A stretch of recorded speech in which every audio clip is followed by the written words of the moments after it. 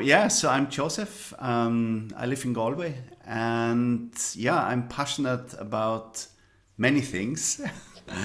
I'm passionate about supporting people to live happier, healthier lives. I'm a therapist, craniosacral therapist, and I also lecture. I love talking about the body and teaching about the body. So I'm a senior tutor on the body intelligence training biodynamic craniosacral therapists. And there's a good few here who trained with us. So it's really nice. Welcome. And I'm also really passionate about breathing. And I've been, on and off, like over the years through my martial arts training and teaching martial art. The breath is always in the center, really, in this Japanese Aikido Zen art. So there's a lot of sort of direct experience about breathing, and then in the last few years I've really looked deeper into the physiology of the breath and just the different aspects of our breathing and why it's so important to know a lot about it and to have an awareness of how deep the breath reaches into our life experience. And if it's going well, like, it can really support us tremendously. And if it sort of becomes imbalanced, it can really create a lot of trouble and exasperate a lot of health issues. And so I'm really passionate about educating people about the breath and training people to breathe better. And obviously one of the motivations really for today is really I've got an 8-day breath wellness and re-education program starting. So hopefully I'll inspire some of you to join it. And particularly I've addressed it to my cranial colleagues. And it's, we teach the, I suppose, the facial structures, and we teach about the importance of sort of listening to those structures and helping sort of to reset issues around facial structures. But we don't really go deep into the breath in that seminar. So I think it's nice the theme actually of the seminar is really to show this link between form and function. So how the shape of our face has something to do with how we breathe. And the shape of our face has something to do with how our breath develops from our childhood into adulthood. And surprisingly, there's a lot of people with breathing issues, which actually, you could say it's a sort of a misunderstood, it was never addressed, and it's a misunderstood relationship that is only sort of coming to light more in those days, where there's a lot of research around breath and a lot of breath techniques and breath tools appearing. And it's really exciting to know about it, and then also to sort of maybe support clients if you're a therapist, or support ourselves. Like, we can change our breathing habits. That's really the takeaway, and it's not so difficult, which is amazing. It can go a long way into supporting our health better and addressing issues and meeting all sorts of demands in our life with the appropriate awareness of our breath. Great, so that's the baseline for today. And what I want to do is really start sort of looking at the different aspects of the breath and then sort of map it out. A little bit of anatomy and physiology about breathing, and then particularly sort of going into the facial structures and looking at the bones, the beautiful architecture in our face that we breathe through, and how this has been changing for us humans over the last 300-400 years, and the consequences that we as modern human beings have to deal with in that context. So what I'm going to do is I'm going to share my presentation, And then, so the way I'm going to do is show you a presentation, and then we will do a short sort of 10-minute breathing exercise, and then we've got some space for questions and answers. And actually, before we start, let's start with a little practical exploration. So what I want you to do is just become comfortable, and I'm going to mute everybody.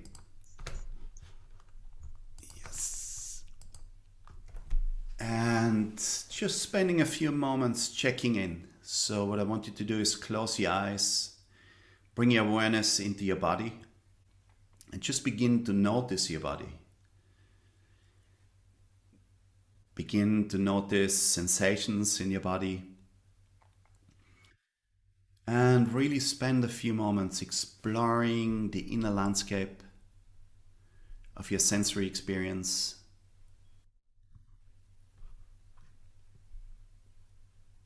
Connecting with the full spectrum of sensations, and maybe there's some sensations that feel good to you. So just saying hello. Is there anywhere in your body that connects you to a sense of, wow, this is nice, this feels good to me? Something that connects you to your health, your well-being.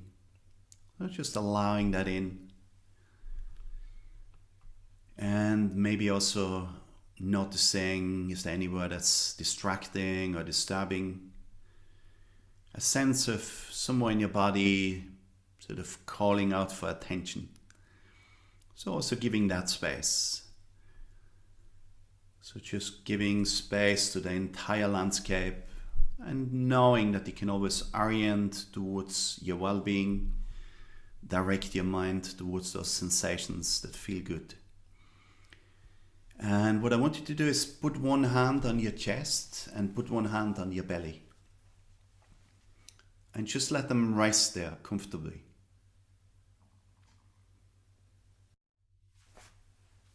And just spend a few moments observing those two spaces that you're touching. You're touching your rib cage and your abdominal space, separated by the diaphragm. And as you're touching your body, you're actually touching the physiology of your breath. So right below your hands, separated by the diaphragm, there's your musculoskeletal action of breathing going on. So just spend a few moments paying attention. How are you breathing right now? What are you noticing about your breath? Can you feel your hands moving as you're breathing in and breathing out? You don't need to change it.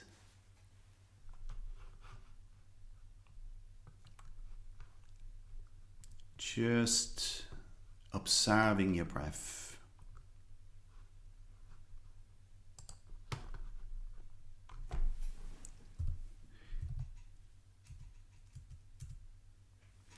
And just notice, is there a pattern that you're noticing? Are you breathing into your belly? Or are you breathing more into your chest? So let's just try. Breathe into your belly, expand into your lower hand, breathing in through the nose and out through the nose. Can you feel this movement? One more time, breathing down into your belly. Pushing a little bit into the hand that's resting on your belly. And then breathing out.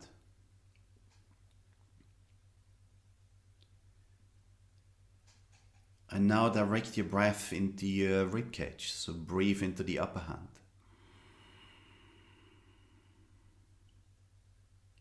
Pushing out into the upper hand as you're breathing in, and relaxing as you're breathing out.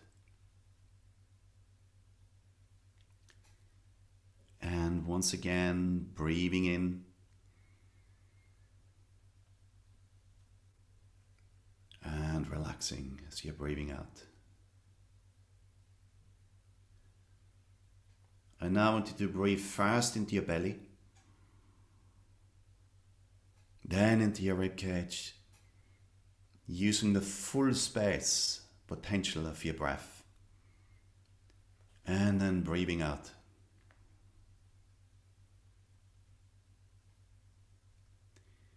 Breathing into your belly, then your chest,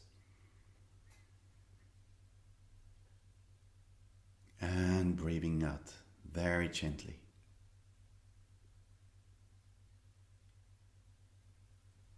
Right, so just really appreciating, like, within this landscape,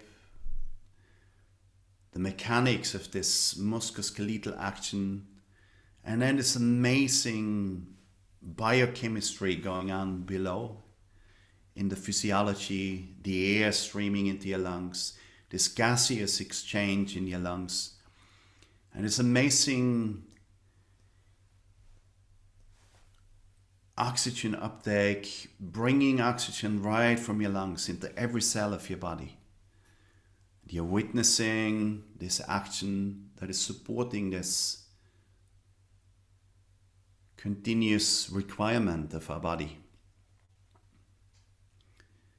Good, so just letting go, maybe just tuning in. How are you feeling? You've spent a few moments listening to your breath.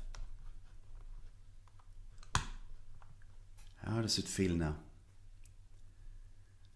And then let's go into, let's look at what's engaging when we breathe. Somebody's asking me if I could have subtitles. Sorry, no. I don't know how to do that. Good. So what I'm going to do is I'm going to show you a PowerPoint presentation, and we're going to look at the breath organs, really. And then, yes, I'm going to share. Oops.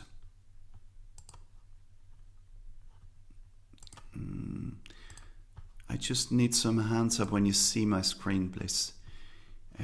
Share sound and share. Can you see my screen? Good. Okay. So slideshow.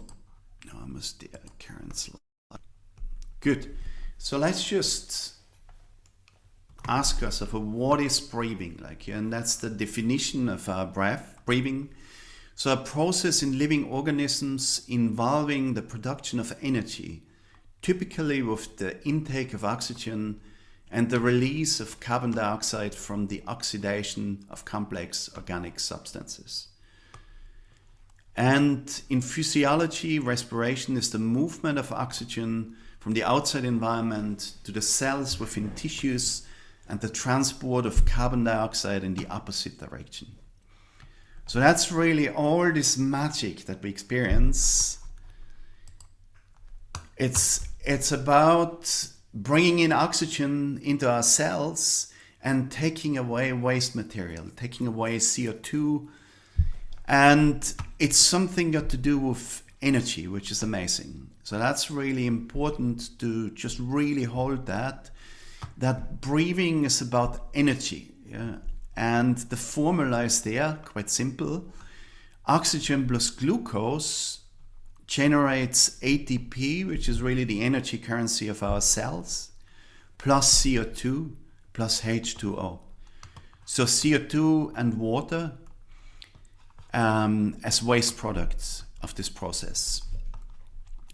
So why is breath important? Well, it's directly connected to our energy metabolism. And if it's going well, it's supporting the energy balance in our metabolism. if it's going out of sync, it's not doing that, or it's not supporting it in the right way. And that's why it's so important. Our ability to thrive and to energize ourselves is related to our breath.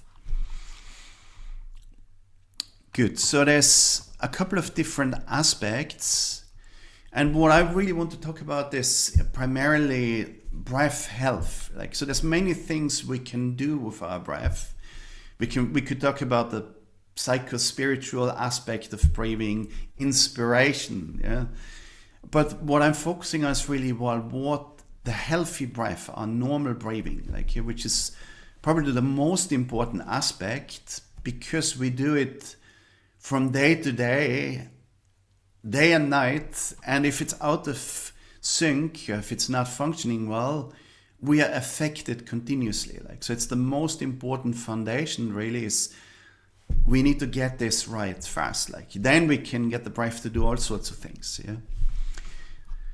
So for our normal day-to-day breath, it's really important that we breathe through the nose. Yeah. So we've got two different pathways, but really speaking, evolutionarily, our nose was designed for breathing, our mouth was designed for eating and sounding, but not for breathing really. Yeah.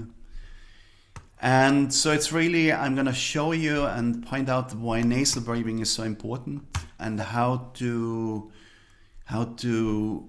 sort of pay attention and actually address if there's issues which prohibit us to breathe through the nose. Now then, the biochemical aspect of the breath. So breathing light, yeah. So when we breathe lightly in a resting state, a phase, we naturally sort of support our energy metabolism in a good way. Biomechanically, we need to breathe low, like, and that's amazing. We can breathe in the upper parts of our torso, or we can breathe down into the lower parts. Yeah, when we breathe low, we engage our diaphragm, and when our diaphragm works well, it not only supports the breathing function, but it also supports a lot of other health aspects and the proper communication through those organ structures. Yeah. And then the resonance frequency, or the cadence of the breath. Yeah? So we can breathe fast or we can breathe slow. Yeah? And all those aspects together provide us with a recipe for healthy breathing, healthy normal breathing. Yeah? Breathing light, breathing low, and breathing slow really is the key to rehabilitating the normal breath. Yeah? Good, so let's look a little bit at the action of breathing. So I show this, this is an imaging, functional imaging of our respiration, really showing the diaphragm here, showing the heart directly attached to the diaphragm. And I think for me it's really celebrating the breath and the relationship of the heart to the breathing, not only through the transport of oxygen, obviously through the cardiovascular system, but also the heart actually moves, it serves on our diaphragm. Yeah? So when we breathe into our diaphragm and we breathe well into the diaphragm, our heart travels up and down in our thoracic cavity. We stretch those amazing blood vessels every time we breathe in, and we squish them slightly when we breathe out. Yeah? And the more we do that, the healthier our regulatory capacity. So it's really important to treat our heart well by bringing it on a good travel through our thoracic center. And I'm just going to show you how that looks. Oops. So here you can see the pulsating heart. You can see the ribcage moving, obviously the lungs expanding on the in-breath, and the diaphragm moving up and down. And you can see when we breathe down into our belly, all those organs of our abdominal cavity, they're being displaced downwards. So we're actually massaging our organ space. We are moving the entire musculoskeletal system. And there's a harmonious relationship between all those structures. And the heart is being brought onto a journey. Well, it's actually being stretched every time. With every breath, we stretch the heart. Yeah. And here we can see this classical image of a heart as we may know it. And what I'm going to show you in the next slide is even more fascinating, because often what we don't really imagine when we think of the heart, okay, we think of it as a muscle pumping blood around. But if we actually look inside and we look at the blood flow inside, which is actually possible with modern technology, so you can actually see that we are breathing the spiraling blood flow that is happening in this space in our rib cage. Like, yeah? And I'm just gonna give you the next slide.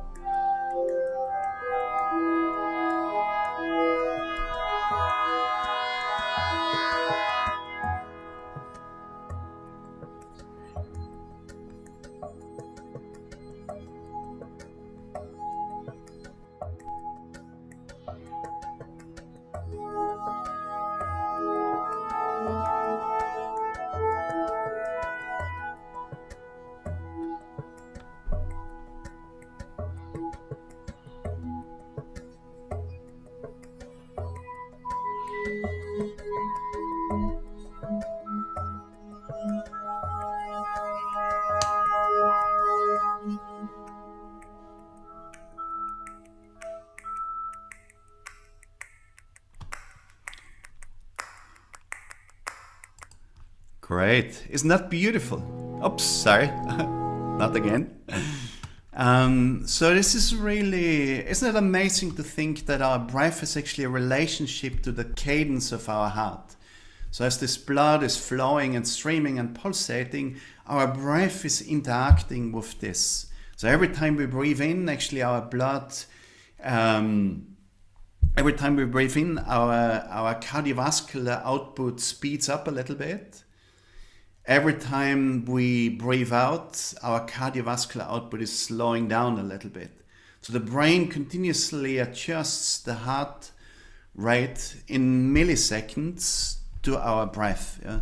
And the better this works, the better this regulatory control works through the vagus nerve, the healthier we are actually. Yeah.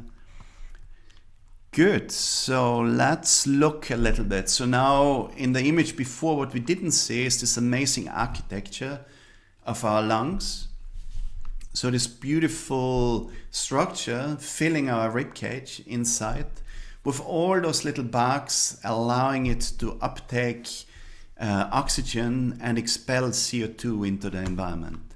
So the pathway really from our nose right down through our neck into our torso and right down into our lungs is this really amazingly beautiful structure that is expanding and opening and closing itself with every breath we take. Yeah?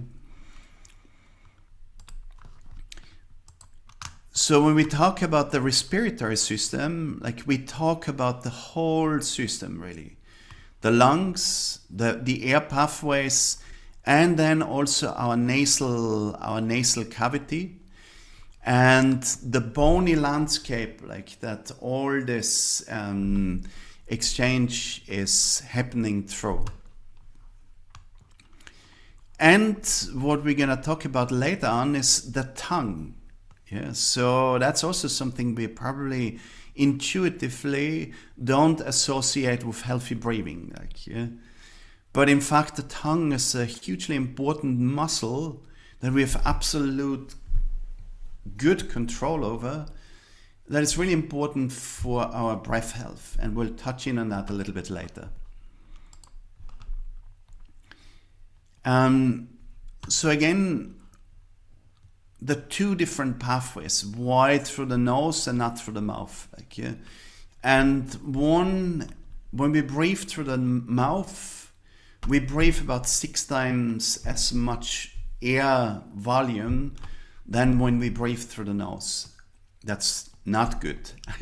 So it's a bit like we shouldn't eat 6 times as much as we are healthily supporting ourselves with. If we eat 6 times more, it has big consequences. Same if we breathe 6 times more, it has consequences. And it changes the way in which our brain manages this biochemistry of the breath. And then the mouth doesn't give us any defense against pathogens. So basically, when we breathe through the mouth, we get the air unfiltered directly into the lungs, and we are not getting the benefit of, first of all, the mucous membranes that filter the air and screen the incoming air for pathogens and sort of respond.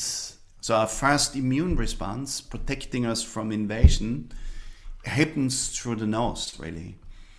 And then also we've got this beautiful structure inside of our nose which turbinates the air. So when we breathe through the nose, we're not getting this flat airflow.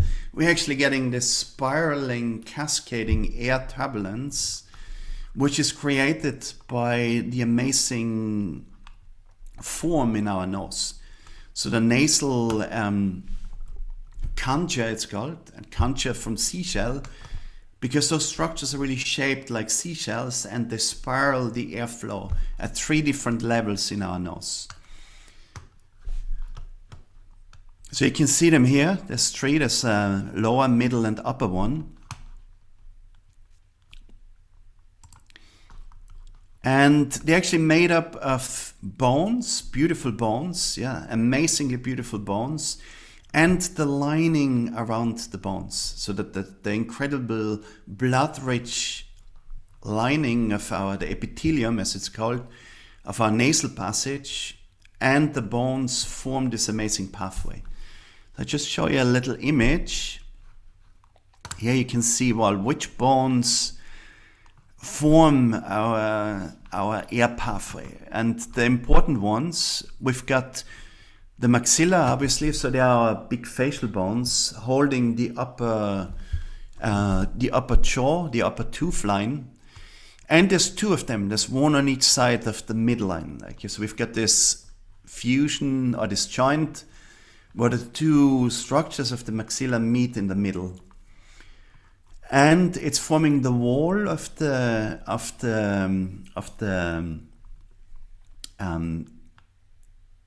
respiratory pathway.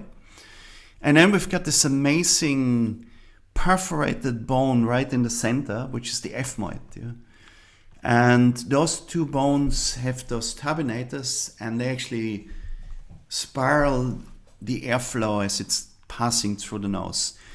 And the respiratory epithelium, which is the lining around the bones, actually, it's erectile tissue.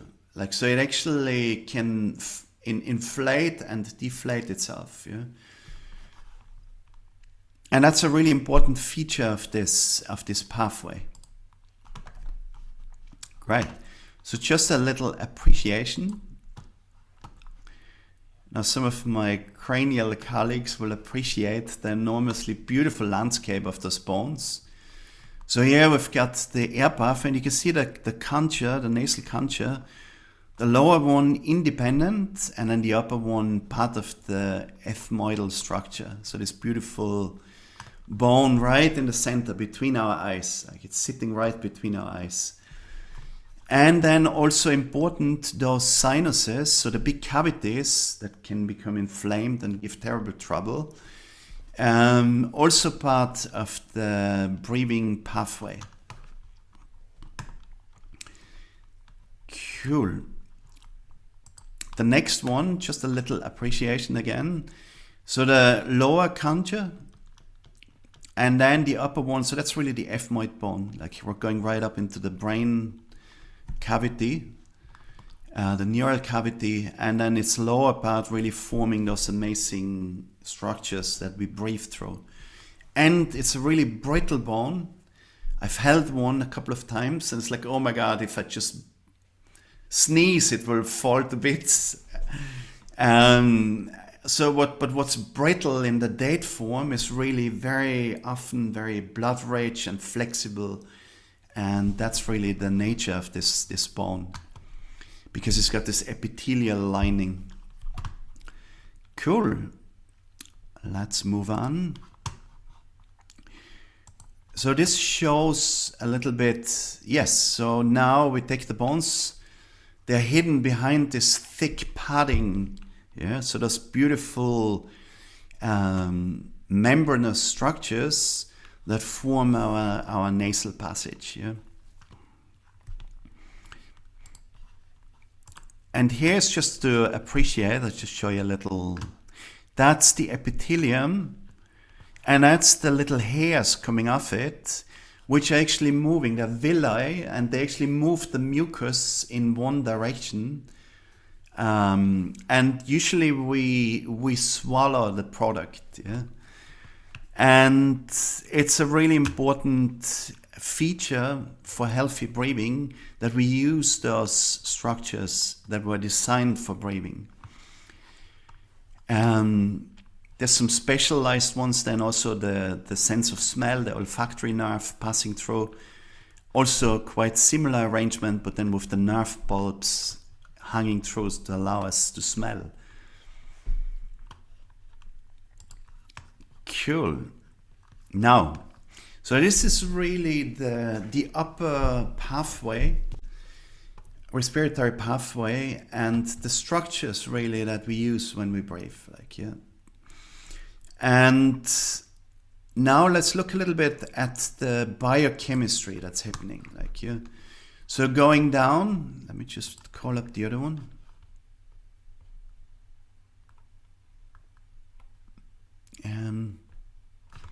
Yes, so you can see this. So down in the lung, in this amazing architecture, we've got those barks which are taking up the oxygen and expelling the CO2. And all this happens mediated through the bloodstream, really. Like, so it's, hence our lungs are deeply vascularized by our blood system, by our cardiovascular system. So you can see all those capillaries and this exchange pathways between the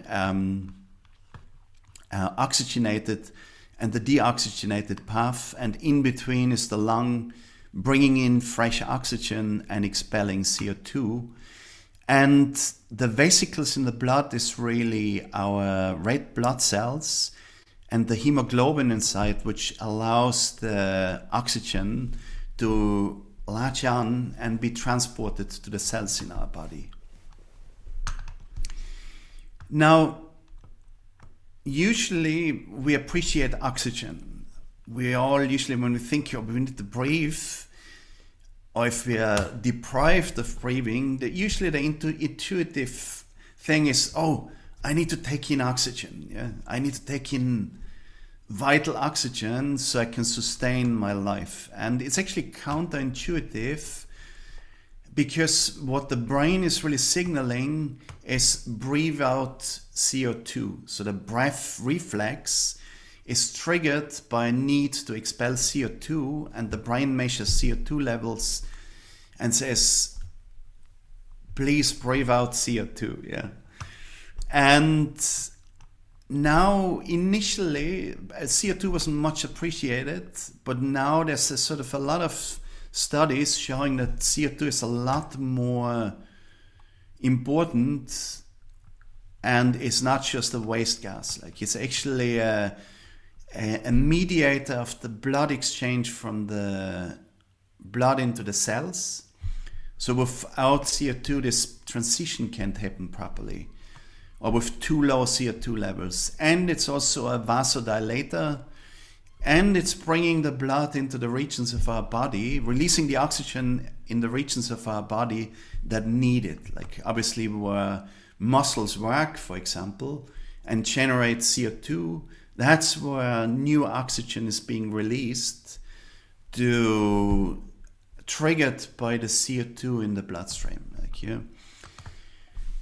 And all the things we talked about before, breathe light, breathe deep, and breathe slow, they all affect the CO2 levels in our bloodstream, and they all those interventions elevate our CO2 levels. So that's the interesting thing. By elevating CO2 levels, we make better use of our oxygen. We actually convert the oxygen in our blood into the cells where it's needed, and it becomes more efficient with higher levels of CO2. And that's what goes wrong. So when we have dysfunctional breathing, and that may be, the consequences could be stress. Usually when we're stressed, we breathe more through the mouth, hyperventilate more. It could be allergies, where we can't breathe through the nose and have to breathe through our mouth. It could be actually the form of our facial structures, not allowing for enough space for our tongue. So it's actually starting to obstruct our air pathway. So whatever it is, the end result, or the side effects really, is that our brain does not tolerate high CO2 levels, because it's become used to too much CO2 being expelled through our breathing, and hence we start to create the dysfunctional breathing patterns, which can lead to all sorts of health issues, respiratory issues, and now it can actually create issues, or it can exacerbate issues. So there's always the question, well, how is the breathing like? Because often when we go to the doctor, we wouldn't go and say, oh, I think I've got a breathing disorder. I would probably go and say, well, I'm suffering from panic attacks. And now, if we appreciate, we can actually generate, because panic is really an energy state of our body, and we can if we alter our energy states dysfunctionally, we can actually generate a panic state. So we could actually create a panic facilitating breathing habit. And we can reverse it. Like, that's the beauty about it. And it's actually got to do with exactly this CO2 oxygen balance and the consequences for our breathing, and for our energy metabolism. And another chemical that's important, that's only being researched recently, is nitric oxide. So it's a molecule produced in our nasal pathway primarily, and it actually vasodilates. So there's a lot of it actually facilitates free breathing. So if we do not use our nose, and we do not use this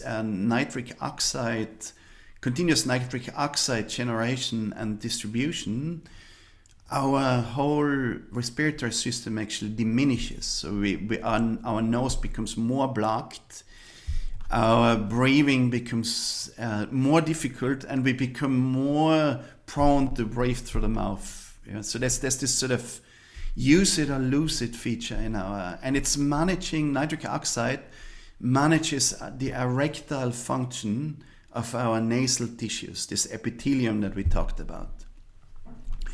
And they've now actually correlated it to plaque buildup in the blood vessels. So a diminished nitric oxide can lead to cardiovascular disease. It's also important for immune modulation. It's antibacterial, antifungal, and antiviral. So it actually protects us from invasion again. It's part of the immune response. And supports cell growth and modulation, wound healing, vasodilation. So all this, nose breathing. Breathing slowly through the nose, we generate a lot of nitric oxide. If we hum, actually, apparently, and direct the vibration of our hum, an om, for example, into our nasal pathway, we produce 8 times as much nitric oxide than we do normally. Isn't that amazing? Simple humming. So, again, awareness and knowing that we can do something about it and that the methods are actually quite simple can be quite reassuring, really, if we're struggling with our breathing. Cool. So this is just a nice image, just to appreciate. I think, as far as I remember, the saying goes, wherever there's a cell in our body, there's a blood vessel, a blood capillary, no more than a hair width away. So all those amazing amount of cells are matched with all those amazing amounts of blood capillaries, supplying them with nutrients and oxygen. So it's really important. When we breathe, we are in relationship with the whole body, really. And the distribution network is everywhere, everywhere in our body. Good. Now, what I want to talk about is really the relationship between breathing and our nervous system. And when we talk about the nervous system, particularly the autonomic nervous system, we talk about those two big branches of the system. One speeding us up, the sympathetic, the other one slowing us down, the parasympathetic. Now both are crucially important, and the key is really balance, dynamic balance between the autonomic branches. If this goes out of sync, it's not good. Like, we start to struggle. Life becomes hard work. And what's really interesting is actually that our breath is connected to those two branches. So when we breathe in, we become more sympathetically dominant. When we breathe out, we become more parasympathetically dominant. So by designing a breath recipe that focuses on I'm actually charging up my sympathetic nervous system, generating stress. I can do it consciously or unconsciously, but it always has the same effect. The stress levels get higher. Now, if I need stress, that's very useful. But if I want to digest my meal, if I want to have share social life with my friends, that's not the right energy response we need. And when we design a breath recipe where we breathe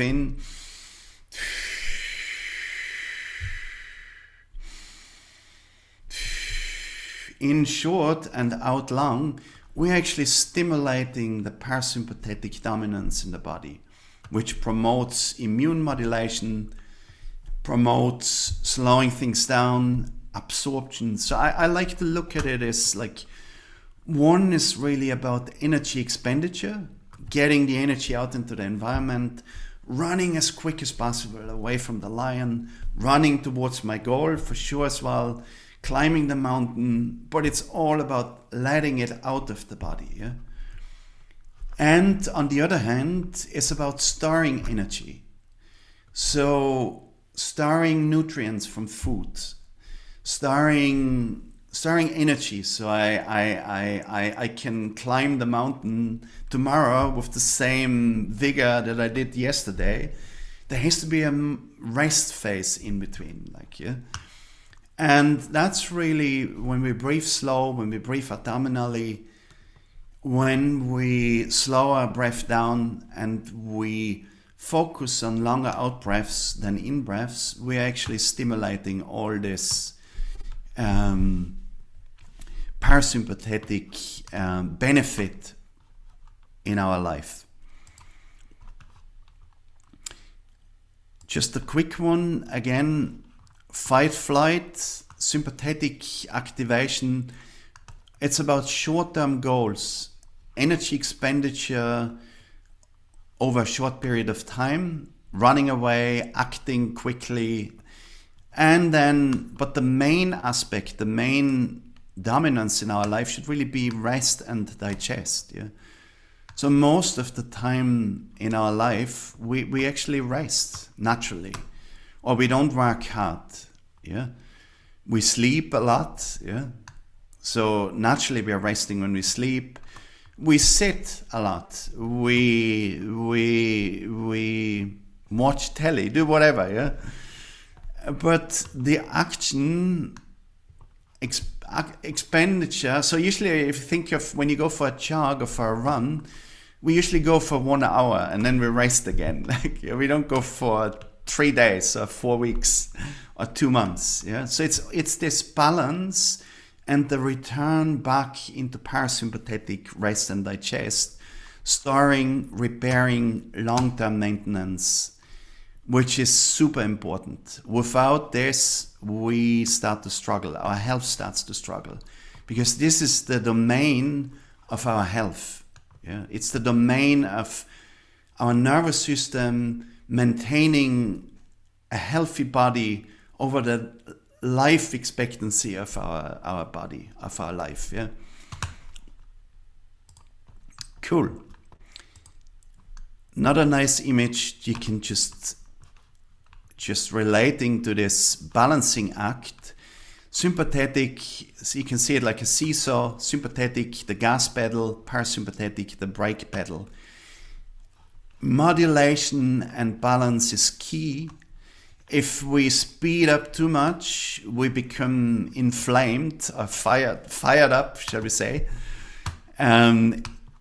If we cool down too much, we freeze. Like, yeah, so there's this amazing, what's the right simmering temperature that we need? A little bit up, a little bit down is good, but stuck in fully on or fully off is bad. And that's usually what happens to us when we get stuck in trauma reflexes, trauma states. Yeah. But that's not really the topic. So the next one really is a fascinating one, really, especially for craniosacral therapists, really, like, because we teach an appreciation of structures that normally nobody listens to. So usually our bones and our structures of our face, hardly ever anybody touches them. Like, yeah, really. If we go to the dentist, at best, we get drilled, brushed, squeezed and adjusted, or even extracted.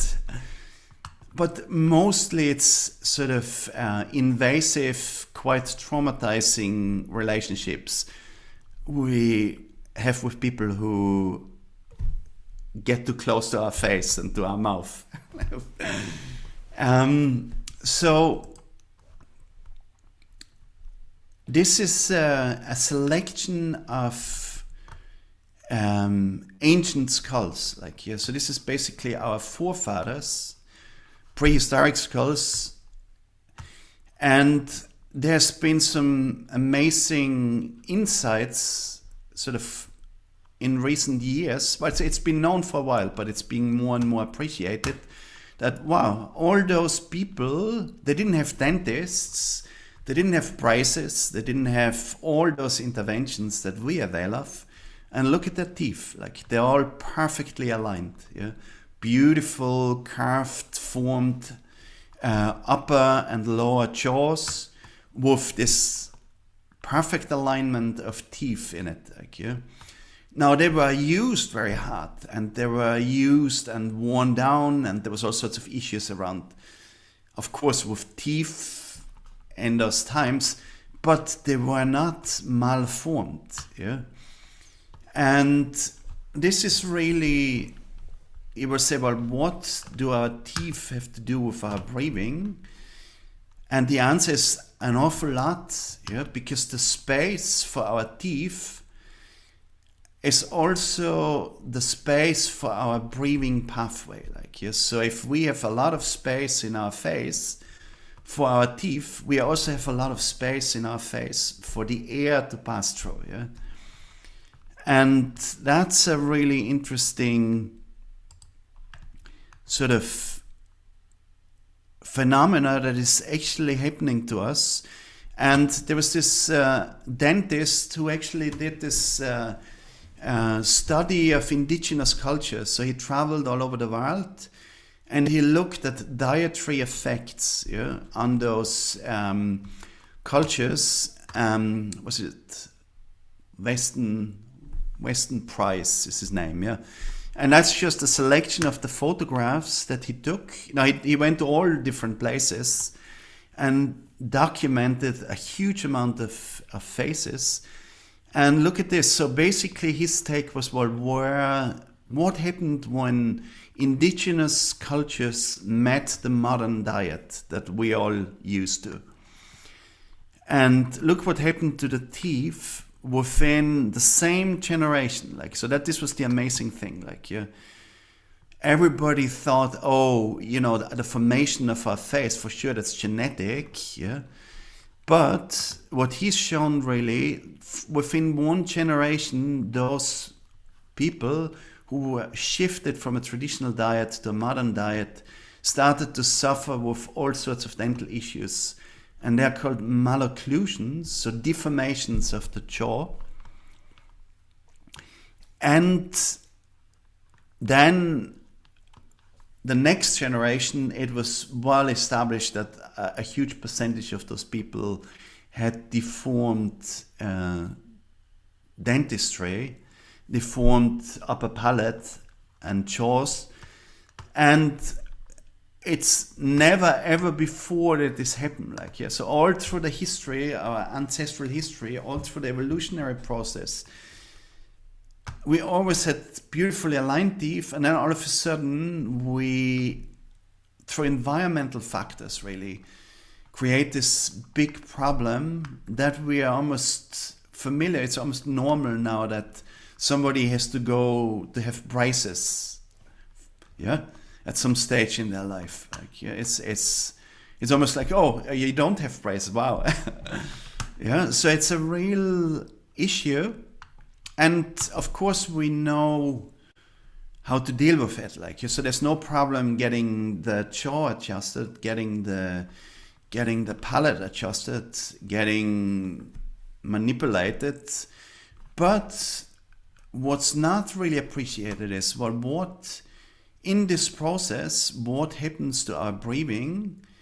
And after we adjust the jaw and the palate and do all this work, it's not for granted that the breath will naturally return to its originally designed form. And in fact, more than likely it isn't. It will continue dysfunctionally. And there's a lot of very smart people and very passionate people. One of them actually lives in the neighborhood here, Patrick McKeown, and he's been working with people with anxiety states, asthma, all sorts of autonomic regulatory issues by helping them to re-educate their breath. So re-educating them to breathe differently, and a lot of amazing results, amazing feedback. People coming off ventilators and continuous need for asthma ventilators, and yeah. So this is really the base of. It's really important. It doesn't really matter why our breath becomes dysfunctional. The side effects are always bad, whether it's through our dentist, through our palate form, or through traumatic imprints and other habitual patterns that we introduce. The cure recipe is always the same: resetting the breath.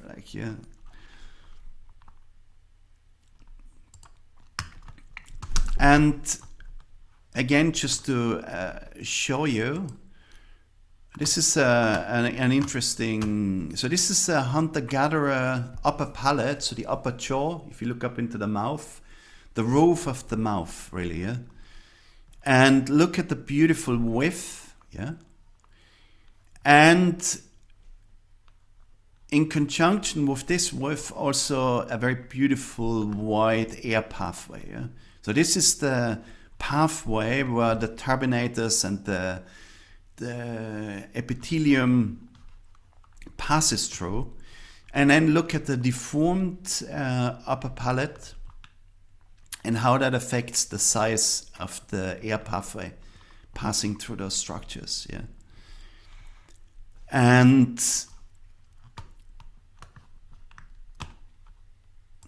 that's the next one. Yeah, so there's amazing tools that we can use. I'm just gonna show you a few more slides here. Yes, so this is an interesting one, really. And it's again this sort of use it or lose it principle. It's really, if you look at the baby skull, so you can see that the brain space, the neurocranium, is amazingly formed. The brain is ballooned, it's pushed out all those bones, they've grown from the center into the sutures, they're ballooning out, they're expanding, and it's growing and expanding. So those bones grow and grow and grow. Look how small the facial structures are when we are born, because we didn't need they weren't used, they're not of no use in the development in the womb. So basically, as we chew on the world, we grow those structures. So as we chew on food and as we use those structures, we form the bones. Yeah. So the bones, they have to grow into their adult form. And by chewing hard food and using those big muscles, using the tongue, we actually also create the space that we need to breathe. Yeah? And the modern diet and the deformation is attributed to, from very young on, we are introduced to soft food. We don't have to chew. As babies, yeah, so maybe from the bottle onto soft mushed foods, cooked foods, we never really exercise those amazing muscles, and there are consequences for it. And there's actually an amazing technique. It's called mewing. If you ever want to find out, chewing with an M after an orthodontist, father and son. Father invented it. And look how, I'm just going to show you the next slide. So this is actually 12 months of mewing. See how the face changed of this person. She actually undertook a program which just relied on the usage of muscles, particularly the tongue, to change her face from a rather collapsed, backward sloping face into this beautiful form that she was really, you know, that's her genetic destiny in a way. Like, yeah, and this is environmental factors depriving her of this, really. And yeah, just to show you that just by using the tongue and the jaw, and being young enough, of course, we can actually alter the form and the shape of our face, like the way our bones grow. Yeah, we can stimulate bone growth because they continuously grow into those spaces that they have between each other. And by using the muscles, we widen those spaces, and bone can expand and open up our face, and with it also our air pathway. And I've read quite a bit about it, and most testimonials on the site report with this exercise, naturally nasal breathing started to take place. So some people said, oh, I didn't really notice any change to my face, and I'm not sure if it's working, but all of a sudden I became a nose breather.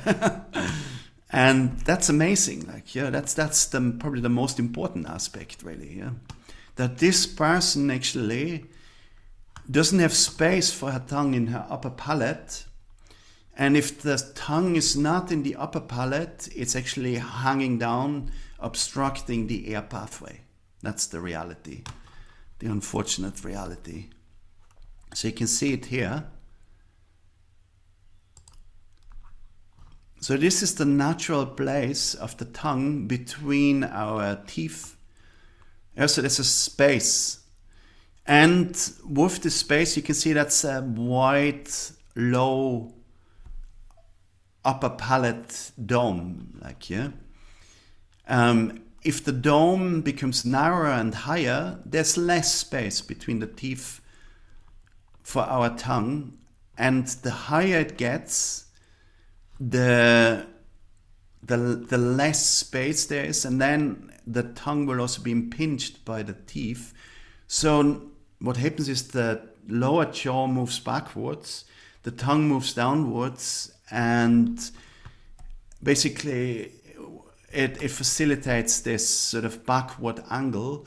The horizontal vision line goes downwards, like, yeah. And this tongue is obstructing the air pathway, like, yeah. So there's no space to breathe through the nose anymore.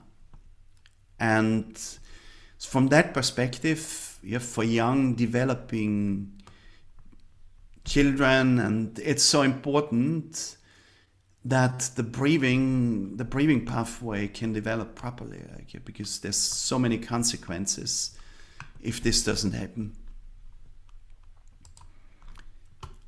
Cool. Just a picture before and after, just to appreciate how this young lady changed her face. Isn't that amazing? I'm always amazed. These incremental things that we can do for ourselves. Yeah, every day I'm doing something, and a year passes, and huge effects can happen. Yeah, so it's a real. I think it's a testimony to inviting people to do something about their health, their well-being, their form, their life. Yeah.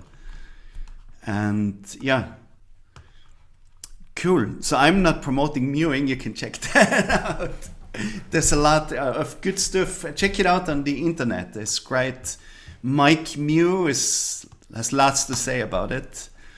And there's also a book, James Nestor, Breath, the New Science of a Lost Art, which is very recommendable if you're interested. He talks a lot about this phenomena and about all those people who had amazing ideas about the breath. And it's been around for a long time, over 100 years. Those ideas have been floating, ignored by mainstream often. Good.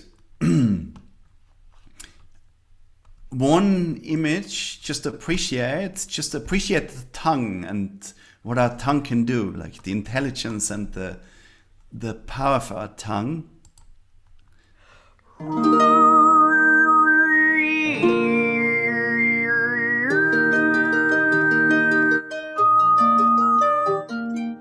Komm lieber Mai und mache die Bäume wieder grün und lass mir an dem Bache die kleinen Veilchen blühen. Wie möchte ich doch so gerne ein Veilchen wiedersehen. Ach lieber Mai, wie gerne einmal spazieren gehen.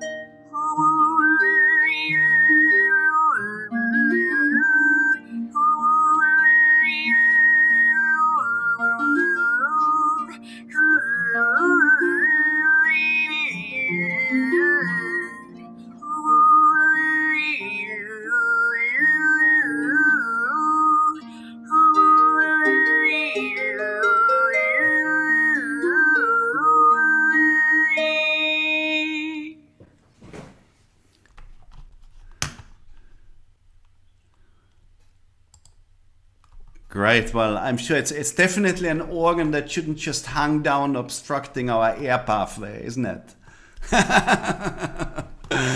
So this is amazing, really. The beauty of the tongue and what it does when we articulate, when we sing, when we when we sound, yeah, and also how we can use it to keep this space, the breathing space, open and wide, and yeah. Cool. So that's the end of my presentation, more or less, yeah. And I just want to talk a little bit about my program, and then we do a practical.